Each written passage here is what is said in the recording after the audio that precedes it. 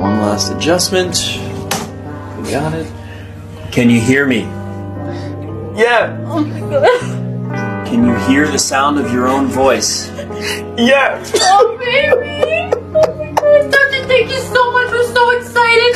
Thanksgiving's in 2 days and I can call you on your cell phone now, baby. And you can talk to my dad about his hip replacement. Whoa. Are you okay? Is that too loud? No, not too loud. The voice that's annoying. You don't hear that? I have to hear this forever? Don't be silly, baby. Oh, there we go again, Doc. You know why this guy's smiling? Because he's probably deaf and he can't hear his wife's voice. Doc, please take it off. Help me, please. Relax. Help me. This is a celebration. Trust me, from one married man to another, you'll get used to it.